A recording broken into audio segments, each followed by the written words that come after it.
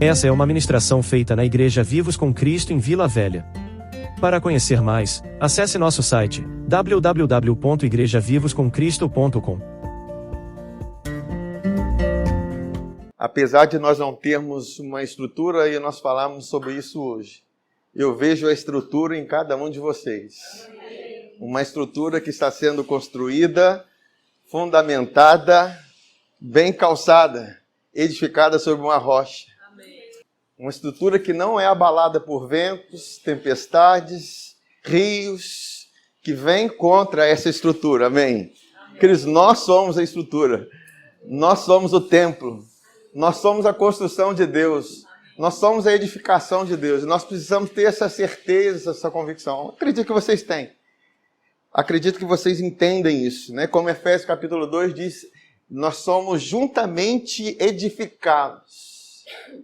É no coletivo, ocorre uma edificação, uma construção. Amém? A gente vê muitas construções lindas, mas nada é tão lindo quanto o que Deus está construindo em nós. Nada é tão puro e lindo e maravilhoso e glorioso quanto o que Deus está fazendo em mim e em você. Amém? Creia nisso, queridos. Creia nessa verdade.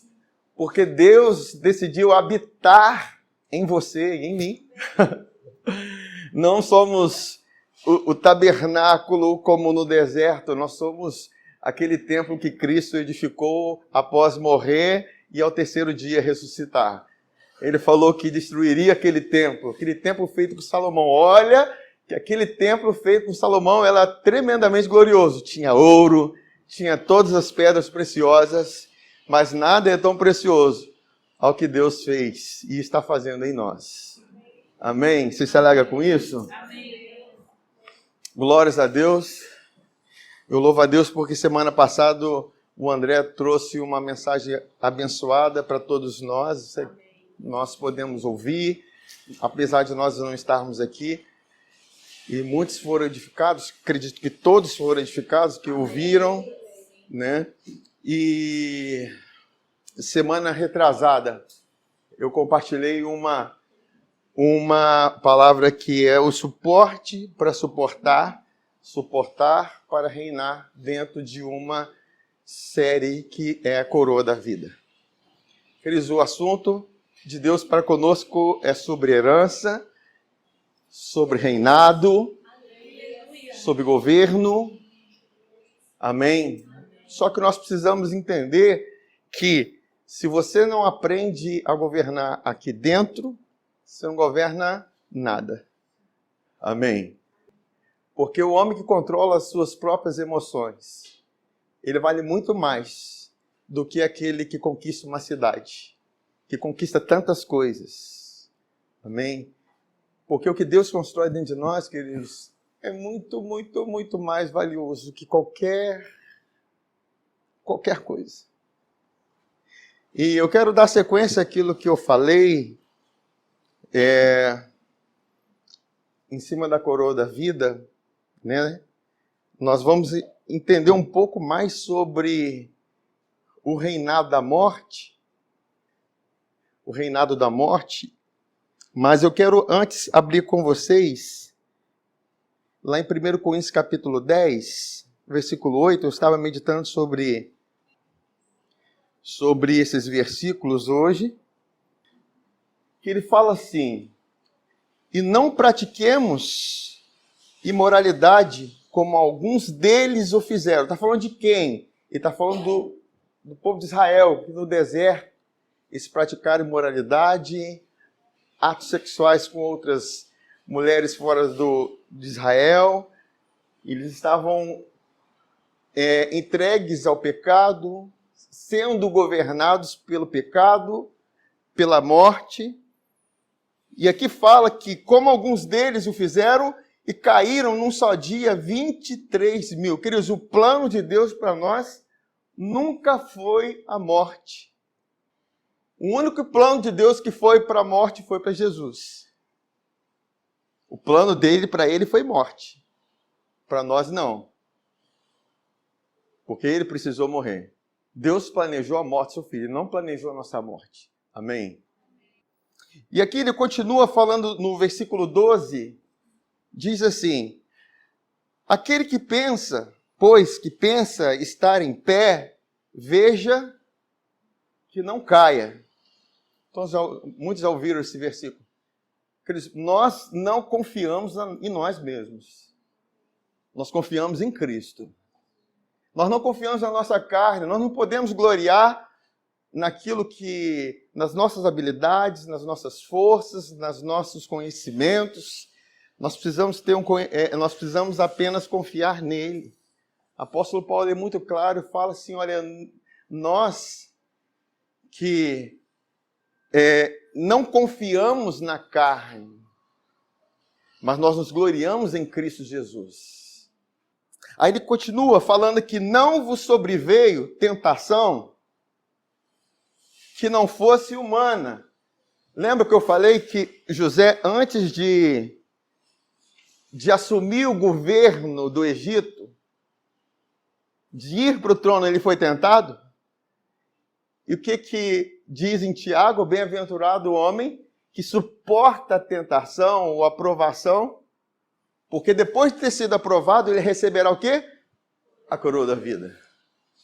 Porque o suporte à tentação é o governo que nós temos sobre a cobiça, é o governo que nós temos sobre as nossas emoções, é o governo que nós temos sobre a carne, é o governo que nós temos sobre o nosso interior, os nossos impulsos. Porque os impulsos, eles vêm como uma reação àquilo que nós sofremos. O impulso de Jesus, quando ele levava uma tapa no lado direito, ele dava a face esquerda. Quando é pregado na cruz: Pai, perdoa que eles não sabem o que fazem. Essa é a reação dele. E essa é uma reação divina. Não é uma reação humana. Nós não temos condição de fazer isso por nós. Não tem nada a ver conosco, tem a ver com Cristo em nós. Amém? Por isso que ele diz: a tentação que vem sobre nós, ela é humana.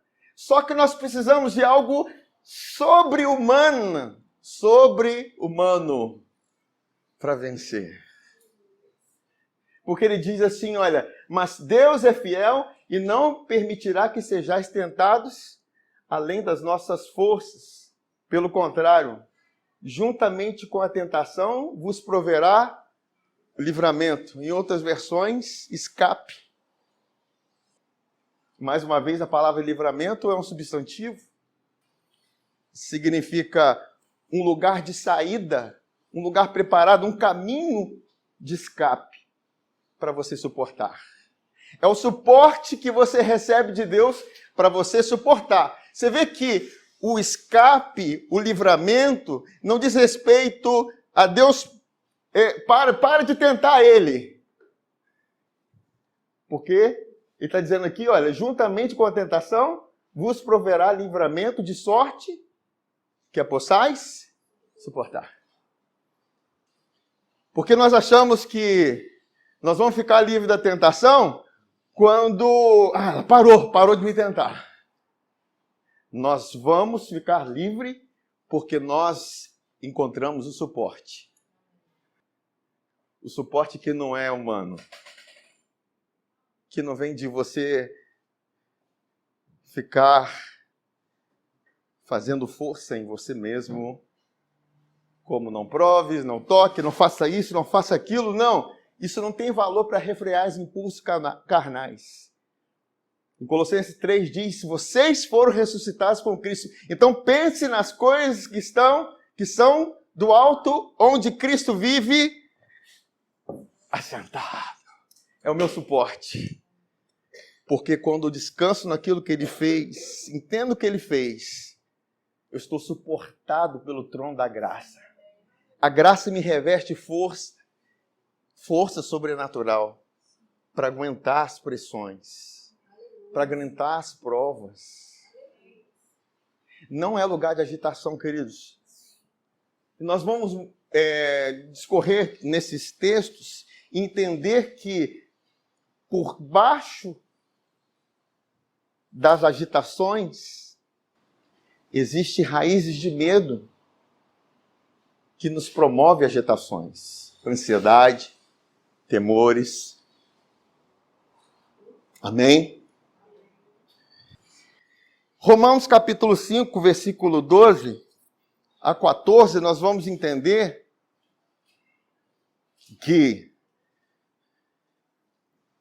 portanto, assim como por um só homem entrou o pecado no mundo, e pelo pecado a morte. Assim também a morte passou a todos os homens, porque todos pecaram. Porque até o regime da lei havia pecado no mundo. Então, o pecado, ele durou até um período. A força do pecado. O domínio do pecado. É como se não houvesse suporte contra a tentação nesse período. Ele está dizendo aqui, olha, mas o pecado é porque até o regime da lei havia pecado no mundo, mas o pecado não é levado em conta quando não há lei. Entretanto, reinou a morte desde Adão até Moisés. Mesmo sobre aqueles que não pecaram à semelhança da transgressão de Adão, o qual prefigurava aquele que havia de vir.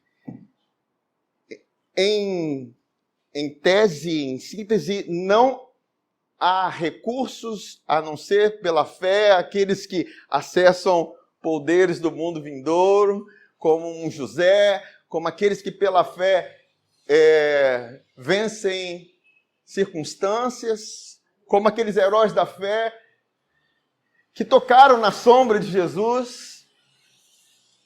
Mas quantos sabem que a sombra, a realidade é muito melhor do que a sombra? Todos aqueles heróis da fé gostariam de estar onde nós estamos, em Cristo. Até aqueles que fizeram o fogo do céu descer, até aqueles que tocaram o mar e o mar se abriu, até aqueles que derrotaram muitos exércitos, eles gostariam de estar onde nós estamos. Por isso nós precisamos entender a verdade, a substância, a realidade. E quanto mais nós entendermos isso, mais nós vamos fazer uso disso que Deus nos deu. Como na oração eu estava fazendo, inspirado pelo Espírito, Deus nos deu uma coroa em vez de cinzas. Cinzas fala daquilo que morreu e ficou lá no passado. Só tem cinzas. Deus não te chamou para ficar revirando com cinzas. Cinza é um lugar de tristeza, de amargura, de depressão, de dor.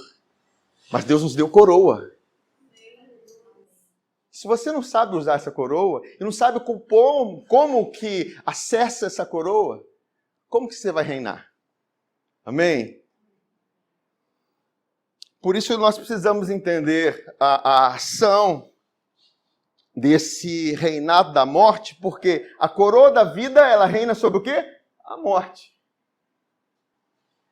Romanos 7, versículo 12 a 14 diz assim: por conseguinte, a lei é santa. Amém? Nós nunca criticamos a lei. O mandamento santo, justo e bom. Acaso o bom se me tornou em morte? De modo nenhum. Pelo contrário, o pecado, para se revelar-se como pecado, por meio de uma coisa boa, causou-me a morte, a fim de que pelo mandamento se mostrasse sobremaneira maligno. O que ele está dizendo? Eu não conseguia ver o pecado. Nós, vamos dizer, o povo de Israel não conseguia ver o seu pecado a não ser através da lei. Quando a lei foi dada para eles, a morte entrou com força na vida deles. O reinado da morte. Porque eles não se consideravam pecadores. E a lei, ela veio para mostrar quantas coisas malignas estavam no homem, reinando sobre o homem. E queridos, como eu falei, se nós não soubermos governar aqui dentro, como que você vai querer governar alguma coisa lá fora? E esse é o nosso principal governo. Aí ele continua, porque bem sabemos que a lei é espiritual. Eu, apóstolo Paulo falando, todavia sou carnal, vendido à escravidão do pecado. Agora pensa, essa é a condição que a lei promove e mostra para o homem. Você foi vendido como escravo ao pecado. Assim como José foi vendido pelos irmãos ao Egito. Assim como Jesus foi vendido por 30 moedas de prata. Porque é assim que o mundo valoriza as pessoas. Elas dão o seu valor. E sempre vai ser barato. E já que nós fomos vendidos como escravos, Deus queria revelar para nós o quanto que Ele nos deu valor, mesmo sendo escravos. Deus queria mostrar para nós, porque se nós fomos vendidos como escravo ao pecado, era necessário uma compra, um pagamento, para nos tirar de lá, do império das trevas. Vocês já ouviram aquele versículo? Nós fomos comprados, resgatados do império das trevas para o reino do Filho do seu amor. Você estava lá, queridos. Você tem que entender, eu estava lá. Mas enquanto você não entende o valor disso, a mentalidade desse império continua na sua vida. E um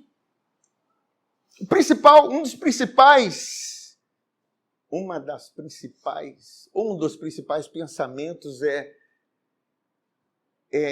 um reforço de quanto você não vale nada. Quando você pensa o quanto o seu valor é baixo. Mas talvez você pense, não, eu sou valoroso. Queridos, a sua vida vai demonstrar o quanto você é valoroso. A altura que você vive, a dignidade com a qual você anda, o quanto você consegue demonstrar, como José, que diante daquele cenário armado contra eles, ele provou o quanto ele entendia, quanto ele era valoroso. Amém? Vocês estão me entendendo? As circunstâncias, que por mais que as circunstâncias venham contra nós, quando você entende o valor que você possui, você não permanece nesse lugar. A Bíblia diz, fostes comprados por bom preço. Sabe o que é esse? Que preço é esse? Qual é esse? Foi ouro? Foi prata? Foi coisas essas que vocês e o mundo se sujeitam? Não! Foi o sangue precioso de Jesus Cristo. Como de um cordeiro imaculado. Porque o resgate nosso dessa condição foi de alguém que não usou. Eu não vou usar nada dessa terra para comprar aquele que eu valorizei muito. Eu vou usar algo do céu. E algo mais valioso que existe. Queridos, entenda isso. Não existe nada mais valioso no universo, no céu, na terra, debaixo da terra,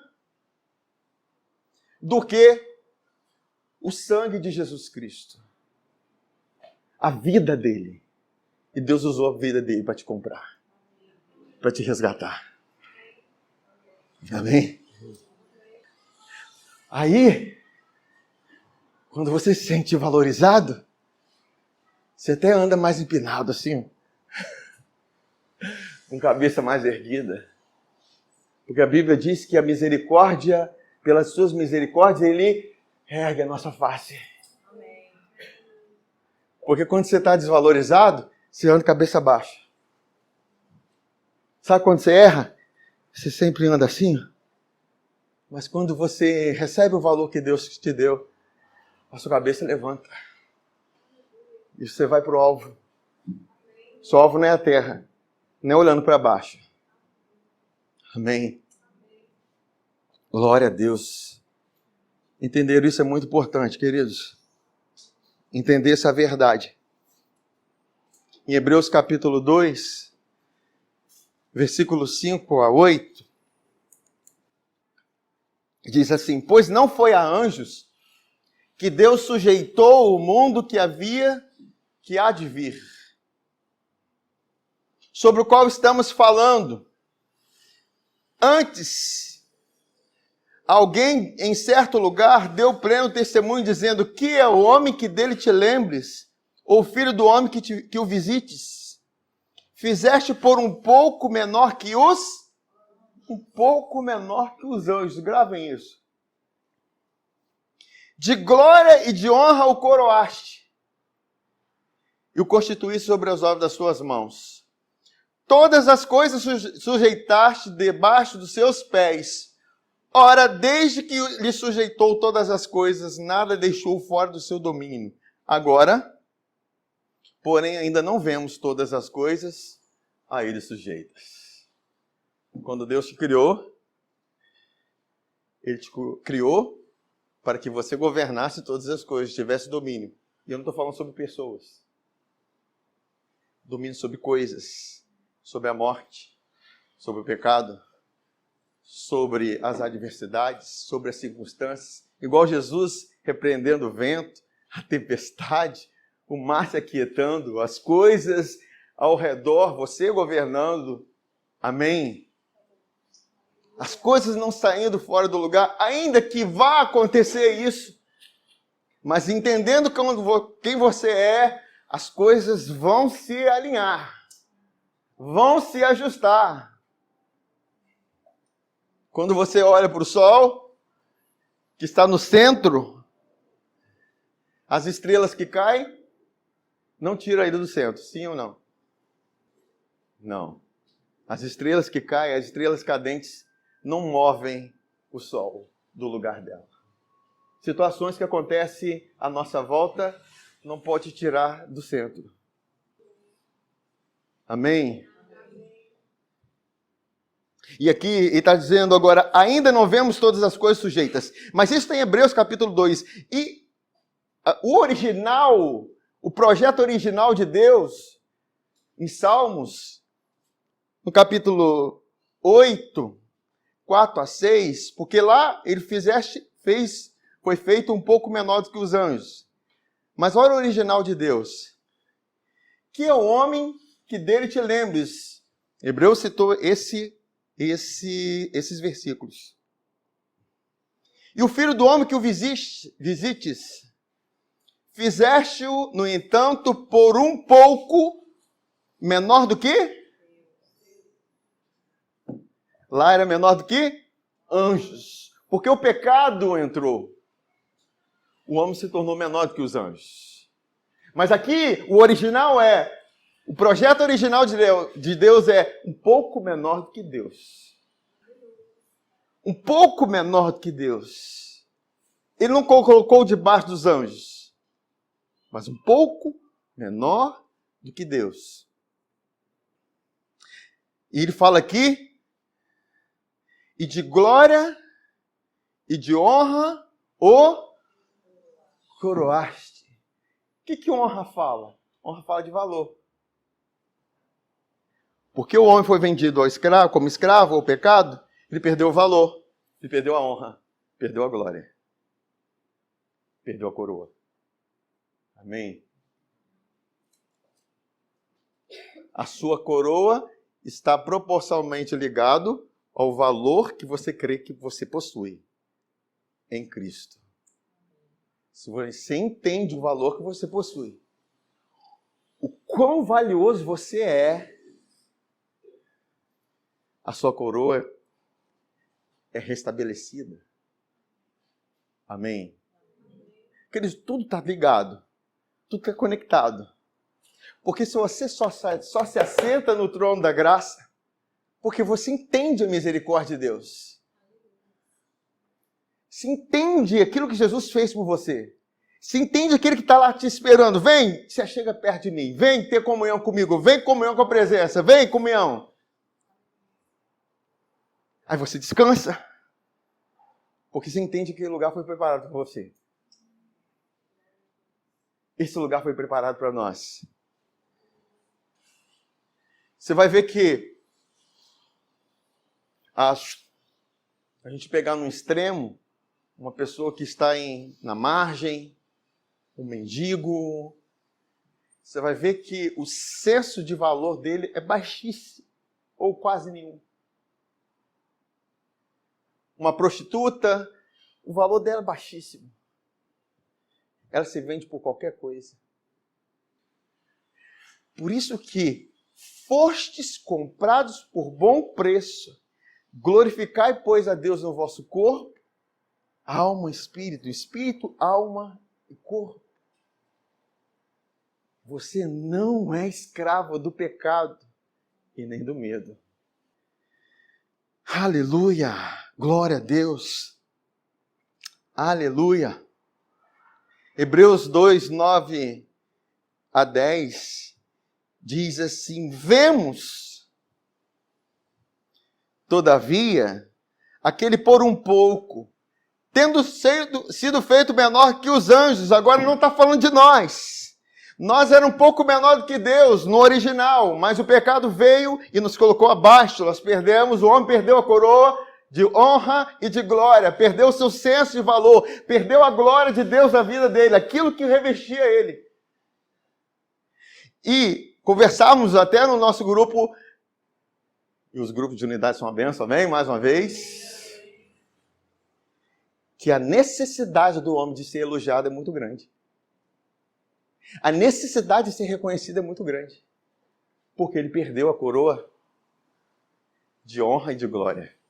Ele quer sempre ser honrado por alguém. Por favor, me honra, me elogie. Não está me vendo aqui, não? Está entendendo, gente? Isso é uma raiz. Mas como é que eu sei que eu dependo disso? Quando você é criticado, quando eu tiro o pé de você. Se a sua reação é a pior, amém? Um extremo leva o outro. Falaram mal de mim! E daí?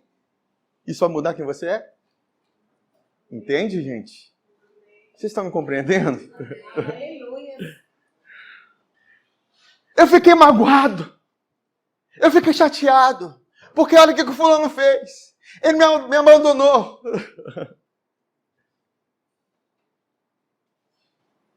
Queridos, nós somos chamados para ser coroados. E a coroa não é para todos, mas para aqueles que suportam a provação. Eles recebem a coroa da vida. Não sou eu que estou dizendo, é Tiago. Amém? Porque a verdade é, eu não estou anulando que uns aos outros seremos honrados, mas nós não somos dependentes da honra de ninguém. Nós não somos dependentes da elogio de ninguém. Se no dia do seu aniversário ninguém ligar para você, obrigado, Senhor, porque eu estou vivo e Cristo vive em mim. Eu sou tão amado. Amém? Aleluia, Jesus. Aleluia. Alguém tem que fazer festa, gente.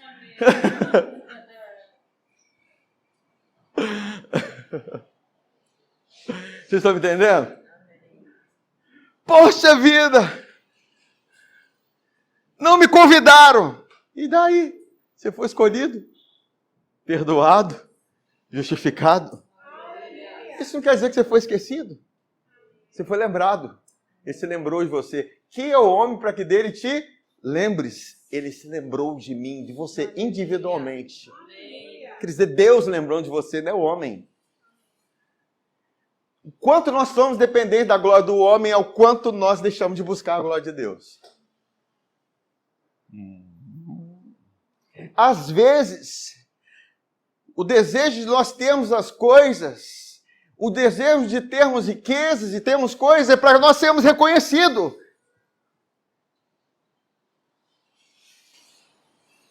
Isso é grave.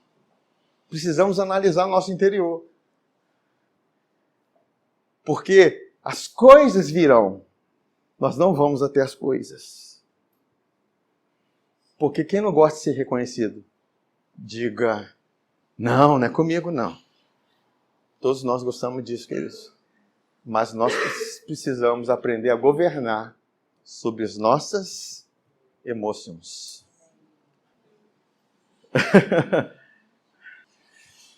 Amém? Isso é muito... Por quê, queridos? Foi lá no Éden.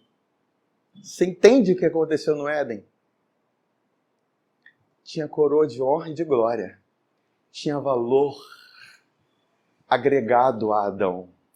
Mas o pecado é como se o homem fosse vendido, e foi vendido ao pecado por algo baixo. Ele se rebaixou. Então, o homem sempre tentando provar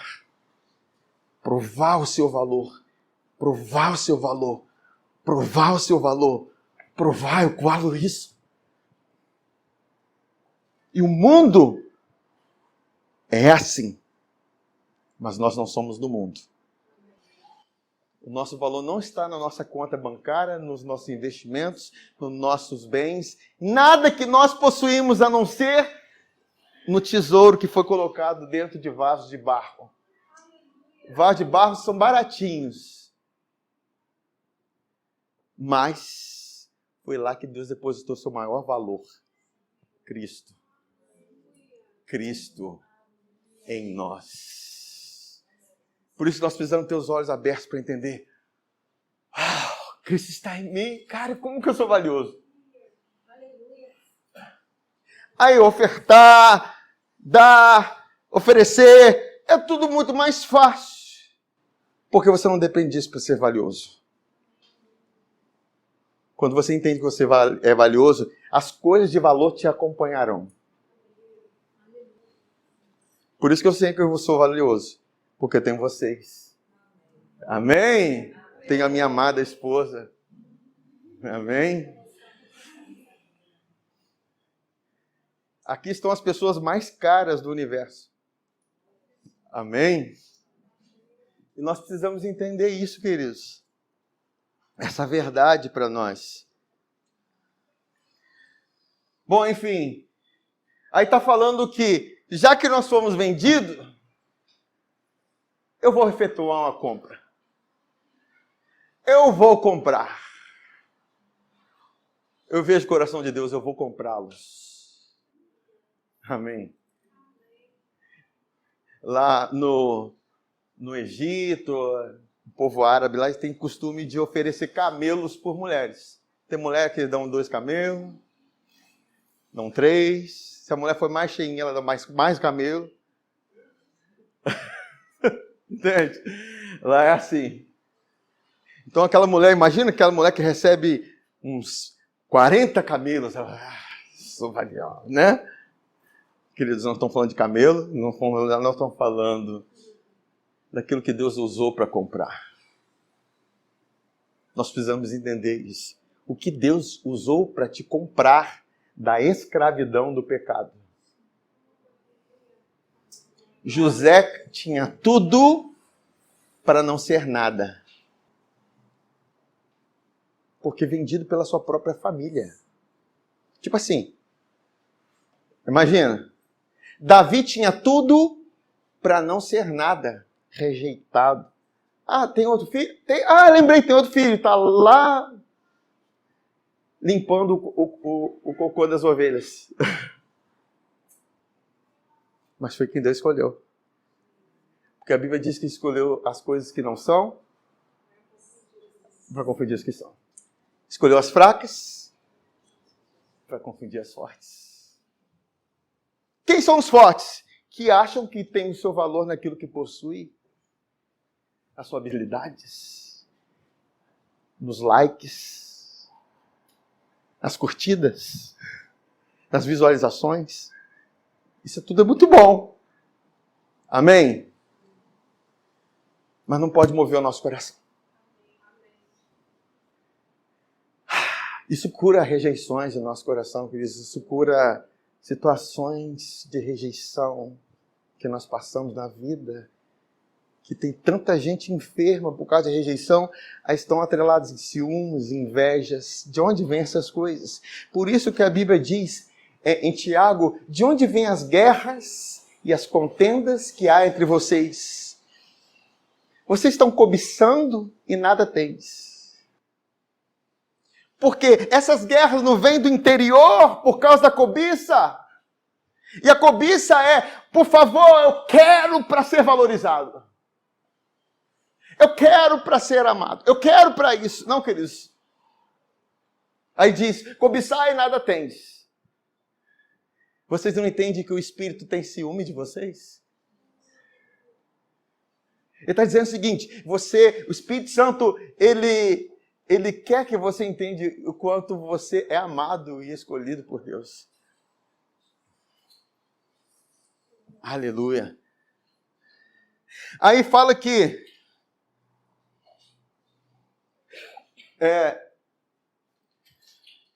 vemos, todavia, aquele que por um pouco, tendo sido feito menor que os anjos, Jesus, por causa do sofrimento da morte, foi coroado de glória e de honra. Então ele, depois da queda, da desvalorização, da queda da bolsa,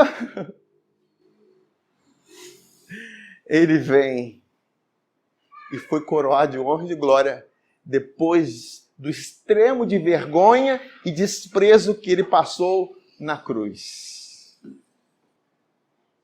Jesus sabia quem ele era, sim ou não? Queridos, eu estou mexendo em raiz que muda a nossa vida. Todos os pecados são resultado de uma desvalorização do homem. Não adianta eu ficar falando, para de pecar, para de fazer isso. Essa igreja tem que pegar contra o pecado. Não, queridos. Eu já fui questionado. Por que você não prega sobre o juízo de Deus? Por que você não pega contra o pecado? Por que você não pega a ira de Deus? Porque essa coisa isso é importante, isso vai acontecer. Mas depois do arrebatamento da sua noiva. Porque a Bíblia diz que Deus nos amou tal a ponto de nos resgatar da ira. Você não está sobre a ira. Porque você foi justificado pela fé. Você foi comprado com sangue. Amém. E quanto mais eu prego sobre o amor de Deus, menos desejo para pecar você vai ter. Sim ou não? Dizem que a concupiscência é a neta do pecado. Ou é a avó do pecado? Olha, é a avó. A concupiscência da luz da tentação e a tentação da luz do pecado. Um gerou o outro. E João fala assim, olha, aquele que ama o mundo, a concupiscência dos olhos, a cobiça da carne, a soberba da vida, são aqueles que não possuem o amor de Deus, o amor do Pai, não é amor pelo Pai. Então, o amor do Pai em mim vai anular a concupiscência. Vai anular a cobiça. Porque você é amado, cara. Você não precisa de ser reconhecido. Eu não preciso ser reconhecido. Onde eu estava? Aí, falando de Jesus. Menor do que os anjos, Jesus, por causa do sofrimento da morte, foi coroado de glória e de honra, para que pela graça de Deus provasse a morte por todo o homem. Porque convinha que aquele por cuja causa e por quem todas as coisas existem, o que ele fez? Conduzindo muitos filhos com propósito. A glória que sustenta minha coroa é sua. Nós somos coroados de honra e entenda a glória. E a glória tem a ver com aquilo que Jesus Cristo fez, conduzindo muitos filhos à glória, aperfeiçoar-se por meio de sofrimentos, o autor da salvação deles. Hebreus 2, 14 e 15 diz assim: portanto, visto que os filhos são pessoas de carne e de sangue, ele também participou dessa condição humana, para que por sua morte derrotasse aquele que tem o poder da morte, isto é, o diabo, e libertasse aqueles que durante toda a vida estiveram escravizados por quem? Pelo medo da morte. Então, se estou debaixo dessa influência do medo, eu estou sendo escravizado. Amém? Se eu estou debaixo da ansiedade, você está sendo atraído à escravidão. Entende? Todos nós conhecemos esses sentimentos. Eu já estou falando de sentimentos. Porque ele está dizendo que escravizados pelo medo da morte, e o medo da morte é a mãe de todos os medos. Vem uma crise, parou de enviar alimento no supermercado, acabou tudo. Aí você fala assim, meu Deus, o que vai acontecer de mim? Eu preciso estocar, eu preciso fazer isso. Aí você fica doido, aí começa aquele monte de zap. Olha, parou, vai ser Venezuela, vai ser isso, vai ser aquilo. Aí, nossa, deixa eu comprar um monte de comida lá para casa, porque eu estou com medo. E se acabar a comida? Você é com medo de quê? Medo da morte. Amém? E nós precisamos entender que nós estamos acima disso.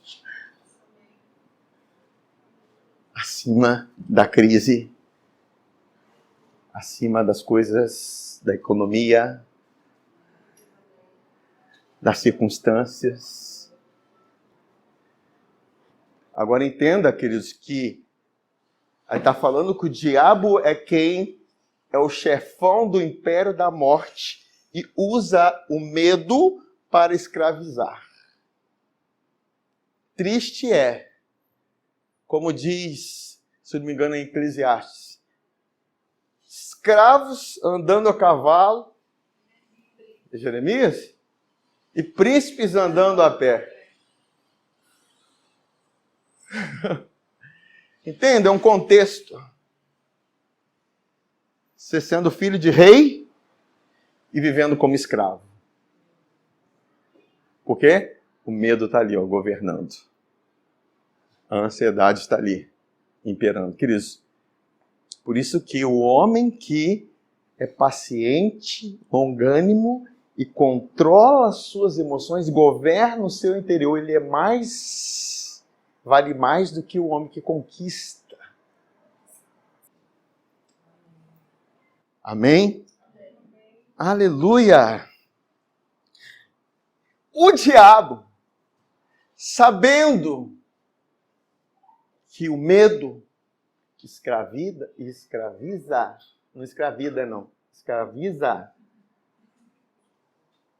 ele vai fazer com que isso seja sustentado por algo.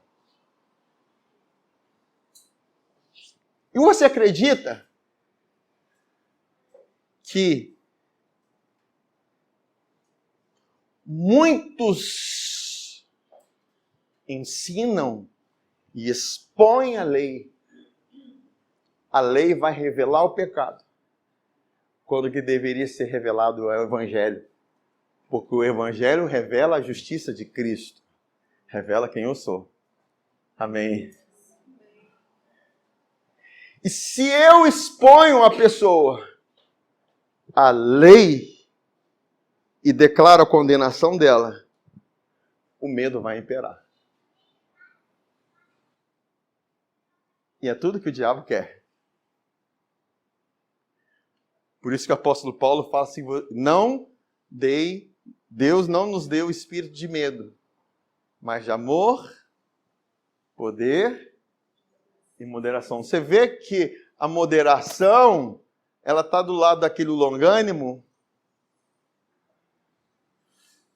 Ele está do lado do longânimo, daquele que sabe esperar em Deus, aquele que não quer sair lutando.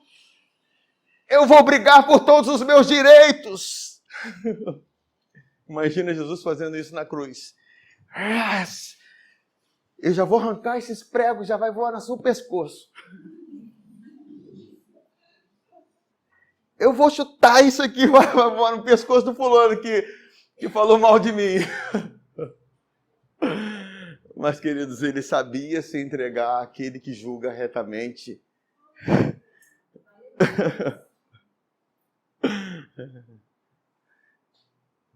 O que diz em 1 João capítulo 4, versículo 16 a 18? Assim conhecemos o amor que Deus tem por nós e confiamos nesse. Deus é todo aquele que permanece no amor, permanece em e Deus nele. Dessa forma, o amor está aperfeiçoado entre nós, para que no dia do juízo tenhamos confiança, porque neste mundo somos como Ele. Vê que o amor faz com que Ele esteja em mim. O amor dele é Ele em mim. Ele em mim que me dá capacidade para vencer as condições e a derrota do homem da carne. Não veio sobre vós tentação senão humana. Mas fiel é Deus, que com a tentação dará a vocês o suporte. Dará para vocês a condição de vocês vencerem por Cristo em você.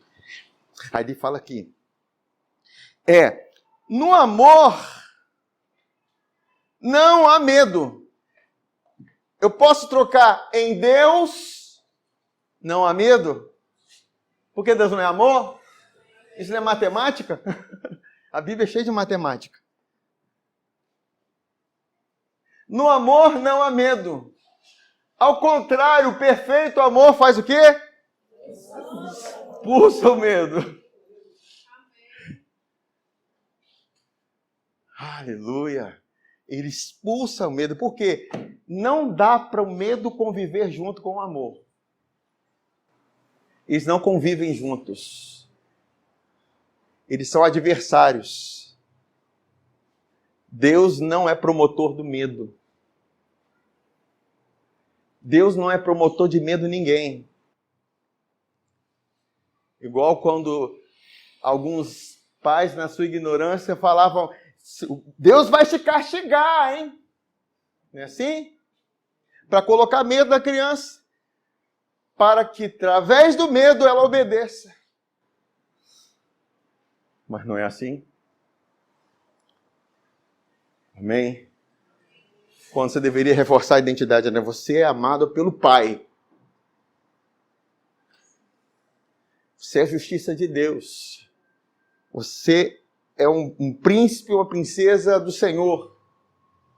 E aquilo que você está fazendo não condiz com quem você é. Amém? Assim deve ser a correção. Você está fazendo porque é Adão lá. Adão desvalorizado. Quanto mais desvalor, mais erro, mais rebeldia, mais pecado, mais ira. Amém, gente? Vocês estão me entendendo? Aí ele está falando que, olha, no amor não há medo. Ao contrário, o perfeito amor expulsa o medo, porque o medo supõe o quê?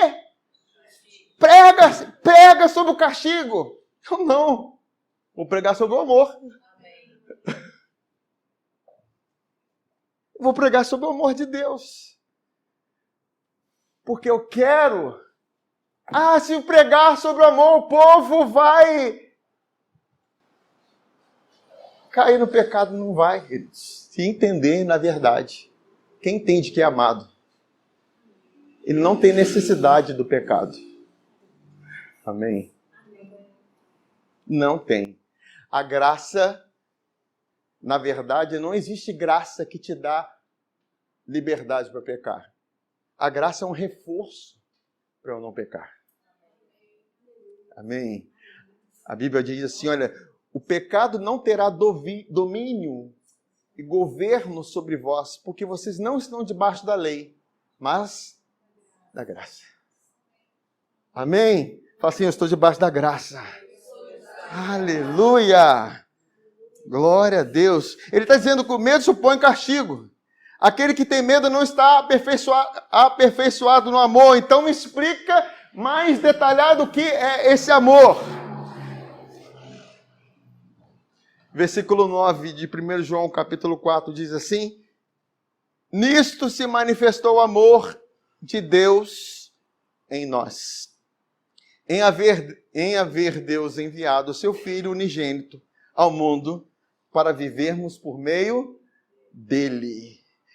Então, ele foi enviado para que ele viva em nós. Aí ele continua falando o quê? Nisso consiste o amor. Não em que nós tenhamos amado a Deus, mas em que ele nos amou e enviou seu Filho como propiciação pelos nossos pecados. O que é propiciação? Conciliação, perdão. A Bíblia diz que ele é a propiciação por todos os nossos pecados.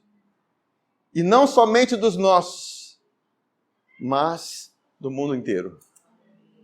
Porque o valor desse homem, do Filho do Homem, é muito. Então, se você está debaixo de culpa, você está debaixo de desvalorização. E propenso ao pecado. Se você entende que quanto você foi perdoado, muito você vai amar a Deus. Muito amor vai fluir. Lembra daquela mulher que para mim a melhor pregação de adoração, uma exposição, um congresso de adoração. Que esse congresso de adoração foi aquela mulher pecadora lá, que entra na sala onde Jesus está sentado com aquele fariseu, comendo com Jesus formalmente, e aquela mulher entra rasgando protocolos, derramando aos pés de Jesus, derramando lágrimas, enxugando com os cabelos, dando lustre, jogando unguento, dando suas coisas de valor, quebrando o vaso. E o homem, o fariseu, olhando para aquilo, fala assim: como é que pode, gente?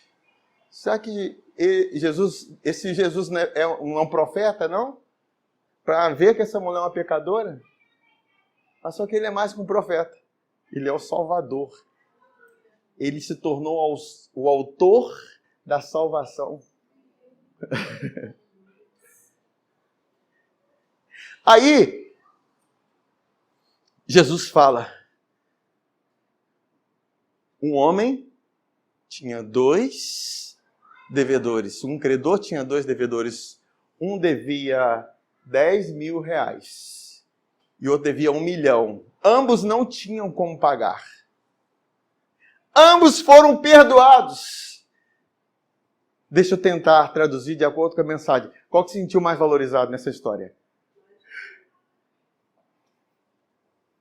Qual que se sentiu mais amado nessa história? Aquele que foi muito perdoado. Você entende quanto que Deus te perdoou?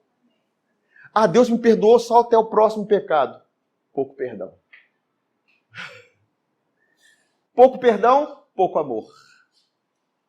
Ah, Deus perdoou até quando eu entreguei minha vida a Jesus, Ele perdoou para trás. Agora para frente, eu tenho que dar conta. Não, queridos.